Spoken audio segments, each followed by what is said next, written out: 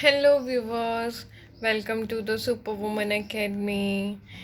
Clothing and textile की series की आज हमारी 19th क्लास होगी, जिसमें आज हम पढ़ने वाले हैं प्रॉपर्टीज़ ऑफ विस्कोस रेयॉन और रेयॉन। ठीक है।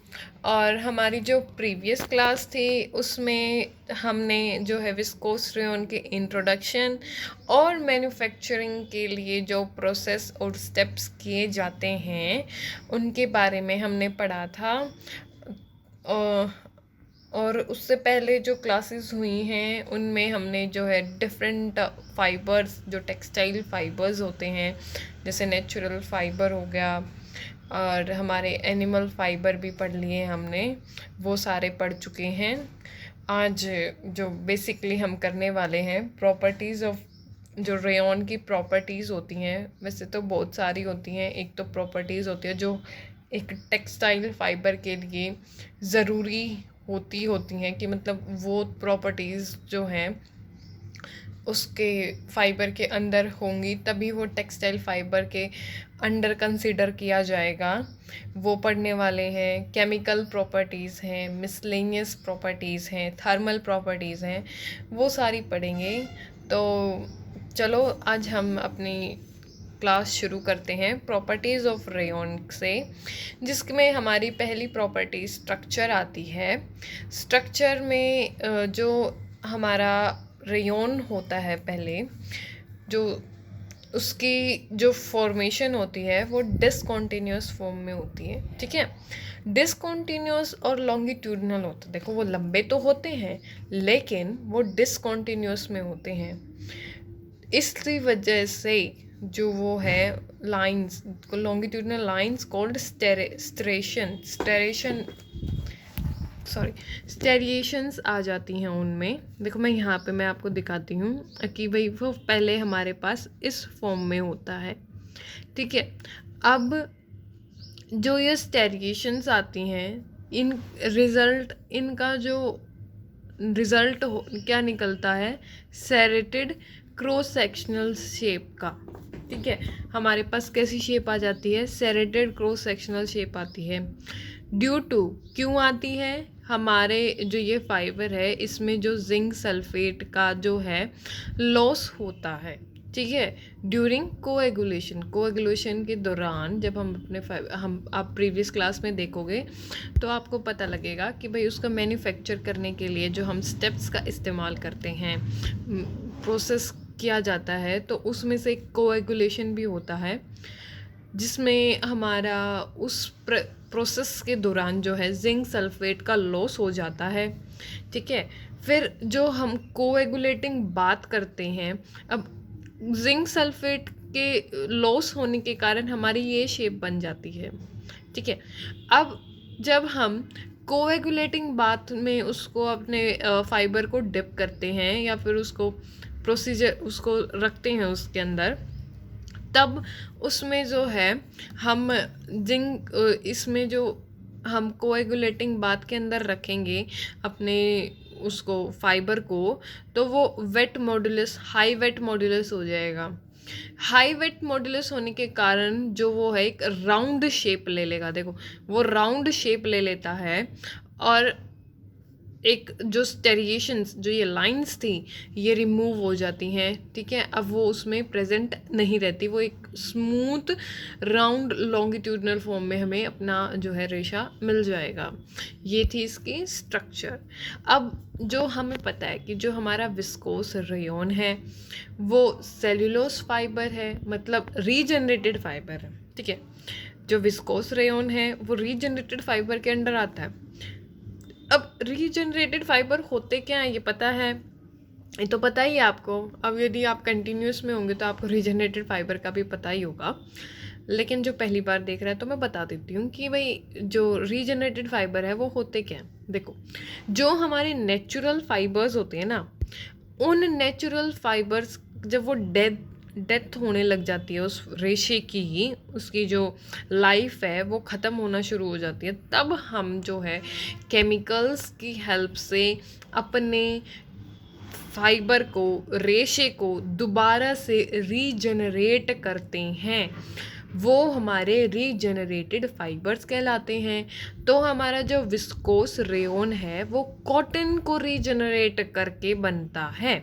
ठीक है, अब इसकी जो प्रॉपर्टीज़ होंगी वो बेसिकली सेम होंगी हमारे कॉटन से, कपास के रेशे से।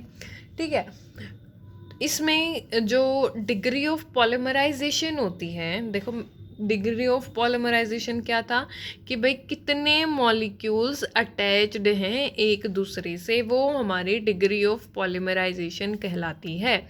तो हमारा विस्कोस रेयोन में 300 to 400 होती है।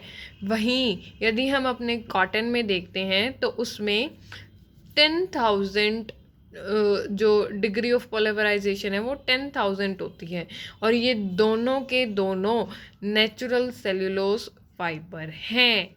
ठीक है, अब कॉटन में जब हमारे पास वो कॉटन का रेशा है उसमें डिग्री ऑफ पॉलीमराइजेशन 10,000 है।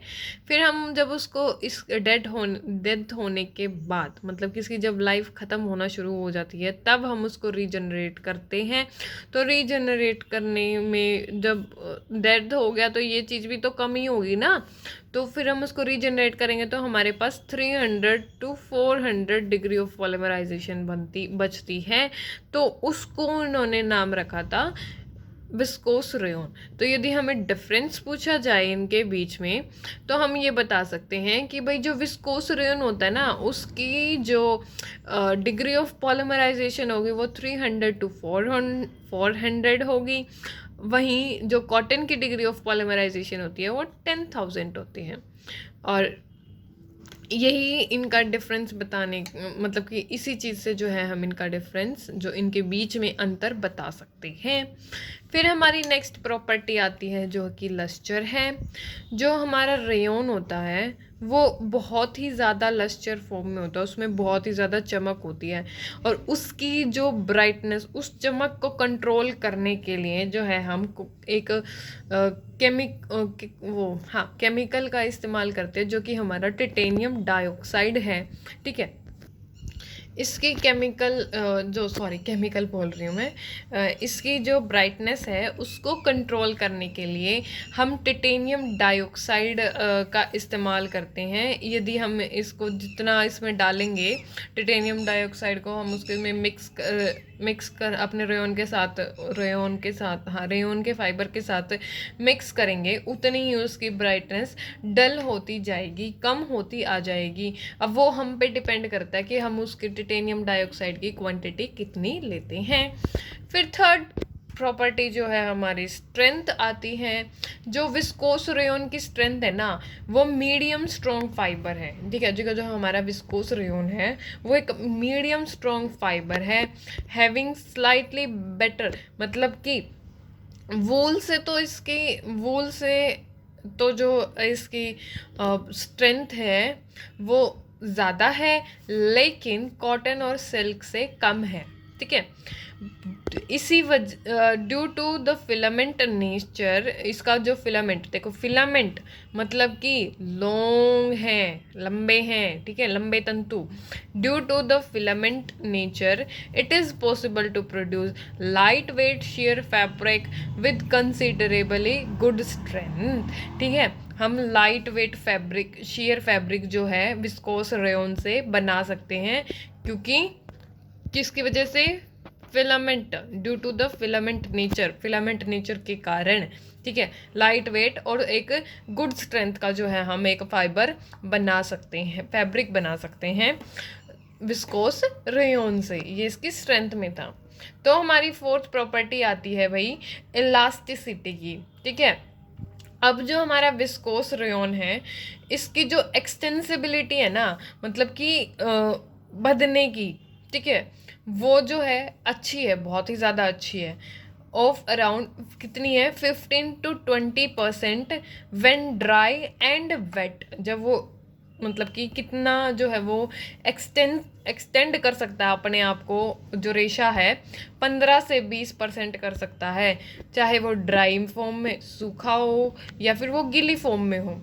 But poor in their elastic recovery, लेकिन दोबारा से उस ही फॉर्म में आना, ये इस जो इलास्टिक रिकवरी है वो बहुत ही पुअर है, लेकिन इलास्टिसिटी बहुत, मतलब 15 to 20% जब वो एक्सटेंड कर रहा है तो इसका मतलब अच्छी इलास्टिसिटी है, ठीक है।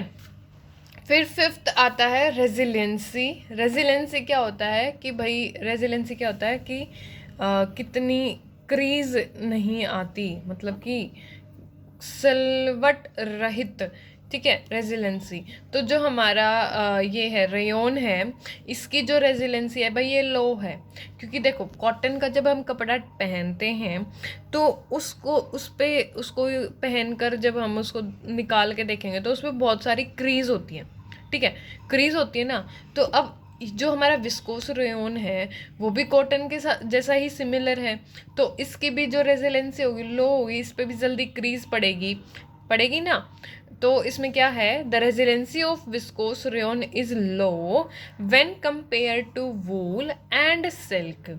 The fabric are soft but readily crease during use जब हम इसको यूज़ में लेके आएंगे, मतलब यूज़ करते हैं अपने डेली यूज़ में, तो इस पर रिंकल्स पड़ जाते हैं, क्रीज आ जाती हैं। Wrinkles on fabric pose problem unless finished with suitable resins. ये जो रिंकल की जो होती है, रिंकल्स आ जाते हैं हमारे फैब्रिक के ऊपर, यदि इस पे जो है सुटेबल रेजिन्स का जो हमारा फाइबर होगा उस पर रेजिन का जो है यूज़ नहीं किया जाएगा तो उस पर रिंकल्स जल्दी आएंगे, और यदि कर रखा होगा तो थोड़ा रिंकल जो है कम हो जाएंगे हमारे फैब्रिक पर, ठीक है। फिर हमारा मॉइस्चर रिगेन आता है, जो हमारा ये विस्कोस रेयन है मोस्ट एब्जॉर्बेंट फाइबर है, ठीक है। ये जो है जल्दी से जो मॉइस्चर है उसको एब्जॉर्व करेगा, मतलब कि मॉइस्चर क्या है इसमें भाई, जैसे हम उसको अपना गर्मी में डाल रहे हैं, हमें पसीना आ रहा है तो वो उसको एब्जॉर्व कर लेगा ये कपड़ा, तो इसकी जो एब्जॉर्बेंसी है वो बहुत अच्छी है, मतलब viscose rayon one of the most absorbent fibre, ठीक है, अच्छी एब्जॉर्बेंस होती है। It has better absorbency than cotton, cotton से ज़्यादा एब्जॉर्बेंसी है किसकी, विस्कोस रेयन की। And linen due to its amorphous nature, किसकी वजह से, क्योंकि जो हमारा विस्कोस रेयन का जो नेचर स्ट्रक्चर है वो अमॉर्फस है, ठीक है। अमॉर्फस स्ट्रक्चर होने के कारण ये ज़्यादा बेटर एब्जॉर्ब करता है कॉटन और हमारे लिनन फैब्रिक से। These property coupled with good heat conductivity, इसी वजह से जो इसकी जो हीट कंडक्टिविटी है वो बहुत ही अच्छी है। Enables rayon fabric to be comfortable during summer, इसी वजह से जो हमारा रेयन फैब्रिक है वो कंफर्टेबल होता है समर्स में, इस हम उसको ईजिली कैरी कर सकते हैं। There should be taken not to be sag. अब इन्होंने बोला कि भाई जो हमारा विस्कोस रेयन है, जब हम उसको वॉश कर रहे हैं, उसको एक जब हमें फैब्रिक में मिल जाता है क्लॉथ टाइप में, तो हमें जब हम उसको वॉश कर रहे हैं तो वो हमें उसको लटकाना नहीं चाहिए। लटकाने से क्या होगा कि भाई जो उसकी स्ट्रेंथ होगी ना वो कम हो जाएगी। Care should be taken not to sag these fabric when wet due to loss in strength. ये थी अब तक की बेसिक प्रॉपर्टीज। अब थर्मल प्रॉपर्टी में बेसिकली होता क्या है कि भाई जो विस्कोस रेयन होता है ना वो गुड कंडक्टर ऑफ हीट है। गुड कंडक्टर ऑफ हीट होने के ही कारण जो विस्कोस रेयन के कपड़े होते हैं ना उनको जो है गर्मियों में पहन पाते हैं easily. Viscose rayon is a very good conductor of heat and thus very ideal for summer wear। फिर उसमें इसी में ये बोल रहे हैं कि भाई जो सेलुलोसिक फाइबर ये क्यों है गुड, क्योंकि एक पहले तो एक ये नेचुरल फाइबर से जो है नेचुरल फाइबर को रीजनरेट करके बना हुआ है। अब नेचुरल फाइबर को रीजनरेट करके तो बना हुआ है इसी वजह, और लेकिन जो इसकी जो बेसिक कंपोनेंट या फिर हम बोल सकते हैं कि केमिकल कंपोजिशन होती है जो बेसिकली होती है वो क्या होती है, सेल्यूलोज, ठीक है। तो इस ये सेल्यूलोसिक फाइबर भी होगा। It take up the flame readily. अब जब हम इसको बर्न करके देखेंगे ना तो ये कॉटन से भी ज़्यादा जल्दी फास्ट जो है बर्न हो जाएगा। और एक वाइट फ्लपी जो मतलब कि इसको जब हम बर्न करेंगे तो जो ऐश बचेगी, जो राख होगी ना, वो एक वाइट फ्लपी सी टाइप की होगी ग्राफिक्स के। मतलब उसको जब हम ब्रेक डाउन करेंगे तो एक जैसे आवाज़ आती है ना थोड़ी सी, वैसी आवाज़ आएगी। As with cotton it does not shows an after glow. मतलब कि कॉटन, जैसे कॉटन को फाइबर को बर्न करके देखेंगे या फैब्रिक को, कॉटन के फैब्रिक को हम बर्न करके देखेंगे, उसमें जो है एक आफ्टर ग्लो आता है। उसी तरह के जो विस्कोस रेयन है, इसमें जो वो कॉटन की तरह वो ग्लो सा लास्ट में जो दिखता है चिंगारी टाइप सी, वो नहीं दिखेगी। अब विस्कोस रेयन जो होता है वो स्टार्ट डिकम्पोज, मतलब डिकम्पोजिंग होना शुरू हो जाता है 150 डिग्री सेल्सियस पर। इसलिए जो हम अपने जो हमारा ये रेयन का जो कपड़ा होता है उस पे जो हम आयरन करते हैं, प्रेस वगैरह करते हैं, तो वो हमें लो टेम्परेचर पर करनी चाहिए, ताकि जो उसमें हमारा जो फाइबर है, जो रेशा है उस फैब्रिक के अंदर, वो डैमेज ना हो। ठीक है, तो ये क्या लिखा इसमें, यही बोला है कि जो विस्कोस रेयन है starts decomposing over 150 degree Celsius. Ironing should be done at low temperature. ठीक है, ये थर्मल प्रॉपर्टीज़ थी।